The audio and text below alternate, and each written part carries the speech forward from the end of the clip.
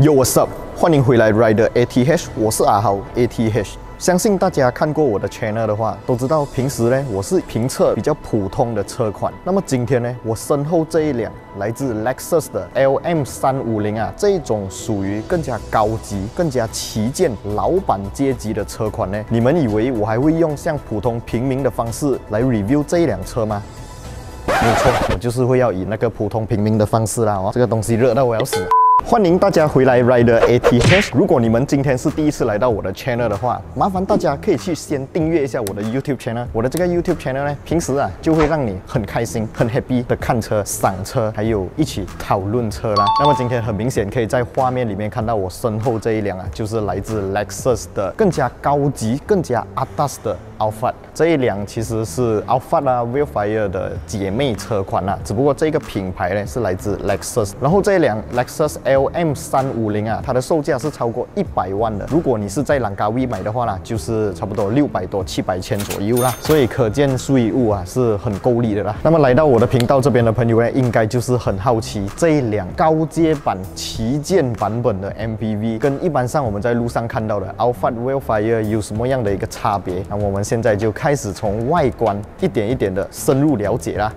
Let's go！OK， 首先我们就先从这一辆 LM350的车头看起啊。这一辆 LM350呢，它跟 Alphard 还有 Vellfire 最大的差别就是整个前脸的设计都是不一样的啦。这个非常有象征式的 Lexus 车头灯呢，里面的这个 Nike 形状的 LED DRL 啊，看起来就是非常的有辨识度。然后它的整个车灯组，包括它的 fog lamp， 全部都是 LED 的。水箱护罩这边呢，可以看到是一个很够力、大面积 X 形状。Lexus 家族式设计的 design， 然后它的这个哇，真的很大个的 Lexus logo， 你看差不多我的脸这样大个啊，是这种 acrylic 的啦，滑面的，可想而知它里面就是搭载了这个短波雷达啦，没有错。这一辆 LM350呢，它也是搭载好像 Toyota TSS 这样子的功能，可是它是更加进阶式的。车身侧面呢，我们可以看到它的这个 Sport Rim 啊，是这种 Chrome 的 Sport Rim， 很多一支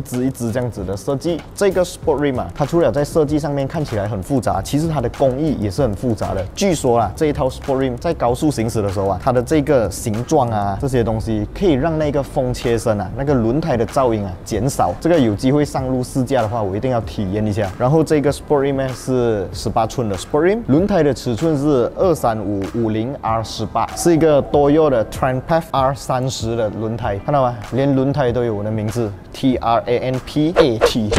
来到车身侧面呢，我们可以看到这个门把手啊是 Chrome 的，然后有一个锁匙洞，这个锁匙洞看起来就好像没有这样美观啦。现在很多车款啊都已经把锁匙洞隐藏了。如果要用锁匙开车的话，这里有一个盖子可以撬开来，然后再用锁匙开门。但是这个是直接一个锁匙孔外露啦。来到后面啊，我们可以看到这一辆 Lexus 的后尾灯 design 啊，真的很够力，有辨识度，就是一整条从左贯穿到右边的这个 LED 灯条的后灯啊，跟之前拍摄的那一辆 UX 呢都有那种家族式的设计啊，看起来真的非常的高大上，而且它真的高大上啊！你看它几高几大，超大的又很高。然后这一辆车的后面呢，当然就不是 Toyota 的 logo 了啦，是一个 Lexus 的 logo。这里有一个镜头啊，一般上假如我们在尾门看到镜头的话，就会觉得是一个360的镜头啦。但是这个镜头其实是前排 driver side 中间那个望后镜的 camera 来的，因为中间那一排可以把中间的那个玻璃啊屏蔽掉。当你把它屏蔽掉的时候呢，前面的 driver 要怎样看到后面，全部就是靠这一颗镜头啦。那我们现在来打开这个非常大片的尾门啊，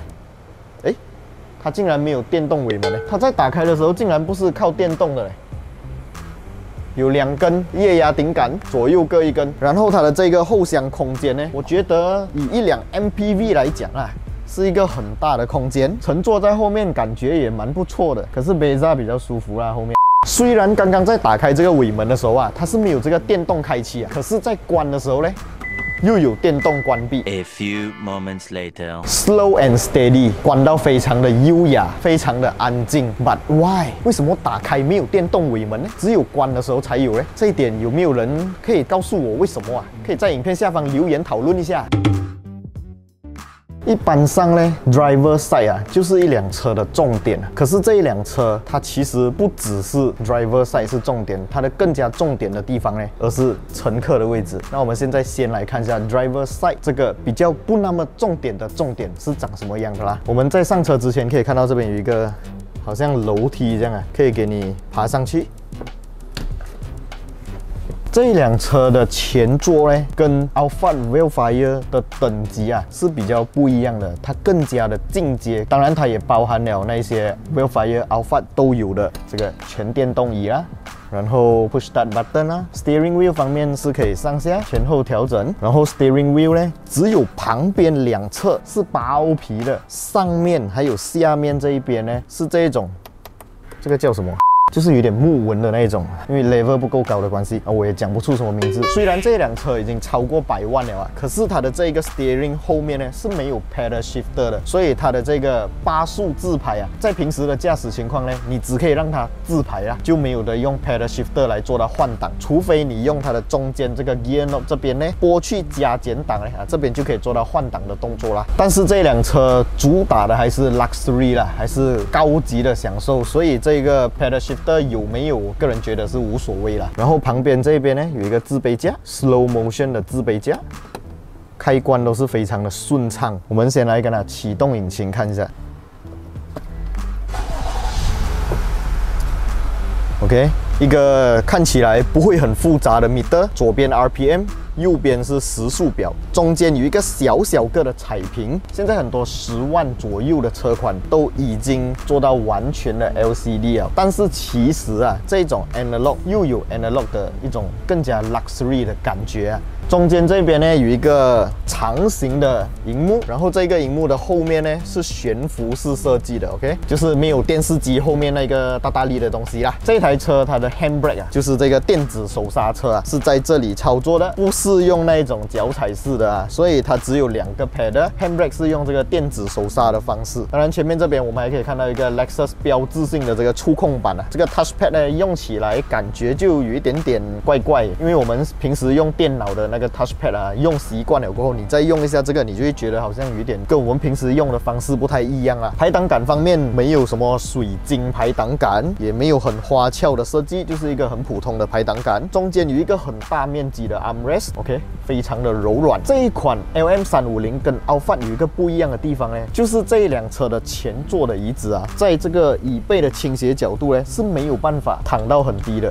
OK， 这个已经是最倾斜的角度了。为什么会这样子呢？因为这一辆车的前排跟后排啊，中间有一个 partition 这样子啊，把前座还有后座完全的隔开，所以前座的椅子呢是没有办法的躺很低啦。不管是 driver side 还是乘客这一边呢，都一样。如果是讲你要把这个椅子放低，当然就不可能是坐在前排的位置了，因为前排是给我这种司机驾的，后排才是老板等级的。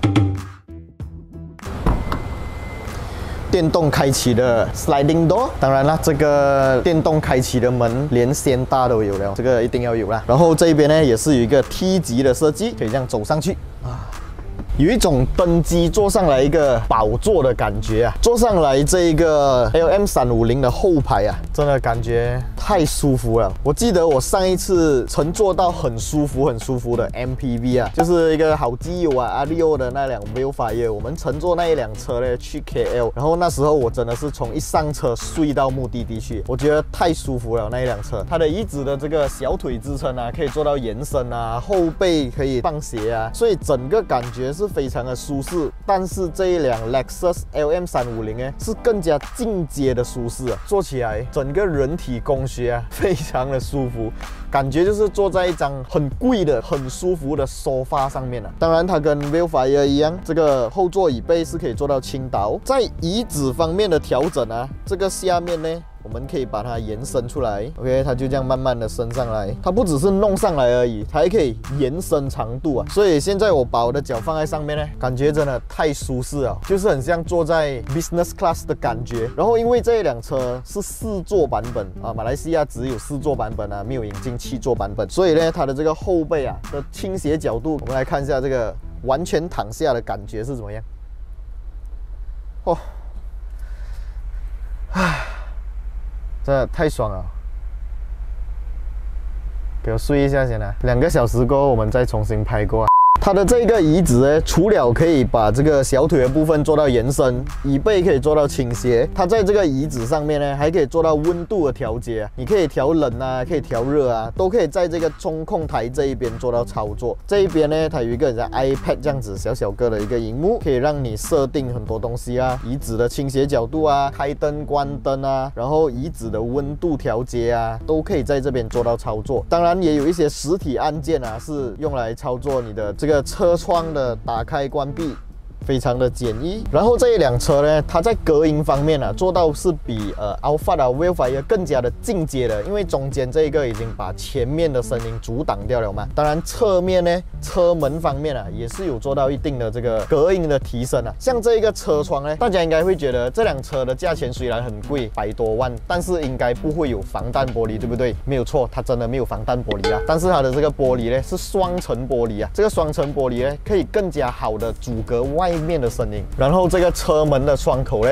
也是有这个内置的sunshade啦，后面这边也是有这个sunshade，可以把它这样拉上来，就可以阻隔外面的阳光啊。如果你们家的 Wildfire 啊、Alphard 啊，还是甘蔗啊、Ivy 啊、Saga 啊、Persona 啊，没有这个sunshade的话，你们都可以去安装 Elevo 的sunshade 啦。Elevo 的sunshade价钱不会很贵 ，quality 又很好，用 Magnet 系上去非常的方便拆装啊，是我这个 YouTube channel 非常推荐的一个产品啊。Elevo sunshade is the best。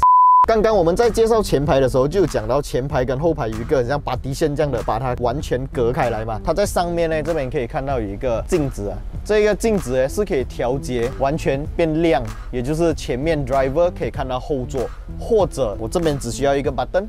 它就蒙掉，前面的 driver 是看不到后座的老板在后面做什么事情的啦，所以这个啊，对于隐私方面是一个很好的一个功能。当然，如果你要跟前排的 driver 讲话的话，你也可以把这个镜子啊弄下来 ，OK， 你就可以告诉他 ，OK， 我要去前面的厕所小便了啊，前面就好去停车了。然后，如果你不要跟他讲话，你不想看到他，你可以把它完全遮掉。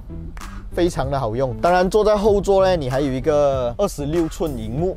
OK， 是一个电视机啦，你可以在这边跟你的顾客一起开会啊，投影一些东西上去啊，或者看 Rider ATH 的 YouTube channel 啦。除此之外呢，在这一个前面的 body 线啊，在正上方还可以看到有一个 Lexus 实体的时钟，而且是有背光的，我真的很喜欢啦。然后在下方这边呢，还有一个冰箱。放一些冷饮啊、饮料啊、香槟啊、红酒啊、Coca-Cola 啊，都可以放在这个小冰箱啊。后排的椅子也是内有乾坤啊，这边打开来呢，可以放一些杂志。可是我相信现在已经很少看杂志了啦。放 iPad 还差不多啦。如果是放 iPad 的话，这样长途驾驶是不是要 charge 你的 iPad？ 旁边这一边呢，有2个 2.1A 的这个 USB 插孔，可以让你插手机啊、插 iPad， 左右2边都有啦。这边的小机关打开来就可以放一些饮料啊，这个杯架，每一个 movement 都是慢动作的，哇，真的 luxury 的感觉。车顶上面有一个天窗，可是这个天窗的面积其实不算很大，虽然不是很大，但是我觉得也是 OK 啦。然后后排的这2个座位啊，上方都有这个补妆镜啊，是有灯的啦，会发亮的，真的。那个工艺啊，你摸起来每一个细节就是钱的味道啊。这辆车的动力单元呢，是一颗3500cc V6 的 engine， 然后动力输出表现呢是接近300匹 horsepower 啊，所以这一辆车你不要看它好像大番薯很大块头这样子啊，其实它的动力表现是蛮不错的。虽然它是一辆这种属于蛮大马力的车款啊，但是它当然还是比较偏向于舒适型的驾驶还有乘坐啦。所以如果你问我花100万买这一台顶级版本的 Alphard 值不值得呢？有钱的话我会买啦。有钱的话啦，如果你想要的是那种坐在后座绝对的享受啊，肯定是值得的。OK， 因为这辆车是还没有注册的，所以没有办法上路试驾啦。如果以后有机会上路试驾这一款车的话呢，这样我一定会更加详细的评测这辆车的动力单元，还有它的乘坐体验啦。OK， 好了，今天这一集 Lexus LM350的影片就先到这里。如果你们喜欢我的影片，不要忘记订阅、按赞，还有分享出去，小铃铛也要跟它嘟下去啊！我是阿豪 ATH， 我们下一部影片再见啦。Goodbye.